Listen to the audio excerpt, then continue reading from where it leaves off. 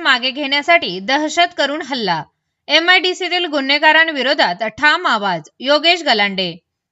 Ahmednagar MIDC परिसरात वाढत चाललेल्या गुन्हेगारी प्रवृत्तीविरोधात स्वराज्य कामगार संघटनेचे सचिव व शिवसेनेचे जिल्हा प्रमुख योगेश गलांडे यांनी ठाम भूमिका घेतली आहे.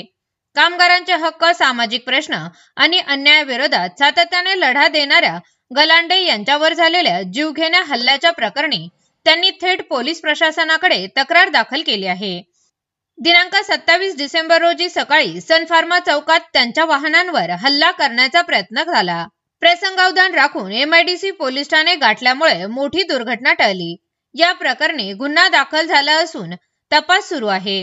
या घटनेमागे पूर्वनियोजित कट असल्याचा गंभीर आरोप गलांडे यांनी केला असून संबंधित आरोपीवर कठोर कारवाईची मागणी केली आहे. हॉटेल लिब्स परिसरातील CCTV फुटेज व कॉल डिटेल्स तपासल्यास संपूर्ण सत्य समोर येईल असा विश्वास त्यांनी व्यक्त केला. MIDC परिसरात भयमुक्त वातावरण निर्माण व्हावे, उद्योजक व कामगार निडरपणे काम करू शकावेत यासाठी पोलीस प्रशासनाने कठोर पावले उचलावीत अशी ठाम मागणी त्यांनी केली आहे. 6 वाजता माझ्या गाडीवरती एक टोळक्याने हल्ला केला. त्याच्यामध्ये चिरंजीव गाडवे हा गाडी चालवलेला होता व त्याच्या संग एक 4 इसम जे होते ते अनोळखी होते. प्रत्येकाच्या हातात कोयते होते. कोयत्याने त्यांनी माझ्या गाडीकडे धाव घेतली. माझ्या गाडीकडे धाव घेतल्यानंतर माझ्या पुतण्यानी गाडी थोडी रिव्हर्स घेऊन त्यांच्या अंगाच्या दिशेने त्यांच्यावरती गाडी घातली. त्यानंतर ते दोघे बाजूला झाले. तर गाडीमध्ये असणारा चिरंजीव गाडवे यांनी त्याच्या गाडीची ड्रायव्हिंग सीटची काच खाली करून माझ्यावर बंदूक रोखली. म्हणले आता काय तुला सोडणार नाही, तुझं जे लई काय जे चाललंय हे सगळं संपवण्याचं काम आम्ही करणार, तू आत्ता कुठं पळ काही कर पण तुला काय सोडणार नाही. मग असं झाल्यानंतर आम्ही तिथनं MIDC पोलीस स्टेशनला धाव घेतली. तिथं जाऊन MIDC पोलीस स्टेशनला आम्ही हा सगळा जे काही घटना घडली घटनाक्रम सांगितला. जेव्हा आम्ही गाडी मागे घेतली पुतण्याने व एक क्रेटा गाडी होती त्याला गाडीला थोडीशी डॅश बसला. तो डॅश बसल्यामुळे तो आमच्या मागे येऊन पोलीस स्टेशनला पोलिसांना त्यांनी सगळं तिथं जी घटना घडली ती घटना सांगितली की यांचा जीव वाचला. यांच्यावरती एक बंदूक आणि कोयत्यानी यांच्यावरती प्रहार होणार होता पण यांनी त्या तिथनं जी गाडी स्पीडने आणली त्याच्यामुळे हे वाचले.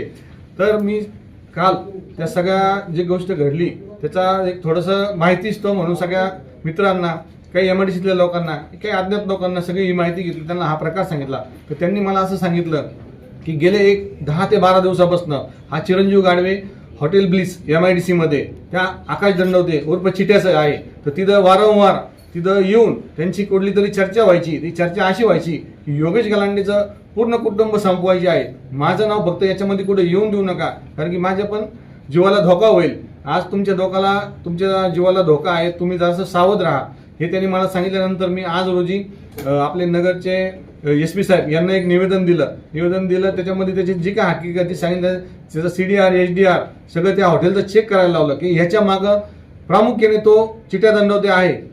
तर त्याचं तुम्ही शहनिशा करून त्याला देखील ह्या गुन्ह्यामध्ये त्याचं देखील नाव घ्या असं मी SP साहेबांना MIDC पोलीस स्टेशनना देखील एक अर्ज दिला आहे. तसेच आपले राज्याचे राज्य गृहमंत्री नाशिक चे पोलीस अधीक्षक, मुंबई पोलीस अधीक्षक यांना सगळ्यांना तो अर्ज पाठवला आहे आणि मी त्यांच्याकडनं हीच अपेक्षा ठेवणार आहे की लवकरात लवकर याच्यावर कारवाई करून हा सगळा याच्यावरती काय नेमकं त्यांचा हेतू कुठला आहे मला मारण्याचा ते हेतू काय आहे ते समजण्यात यावं. तसंच काही दिवसांपूर्वी ह्या आकाश दंडवतीने एक्साईड कंपनीचं कच्चा माल येणाऱ्या गाड्या बंद केल्या होत्या.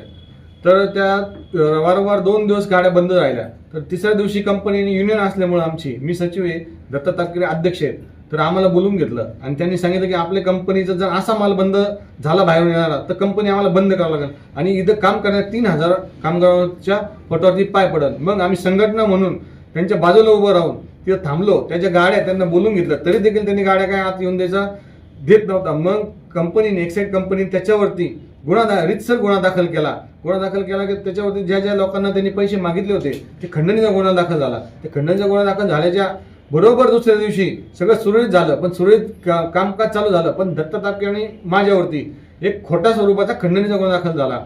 बरोबर त्याच्या दुसऱ्या दिवशी चिरंजीव गाडवेंनी गुन्हा दाखल केला.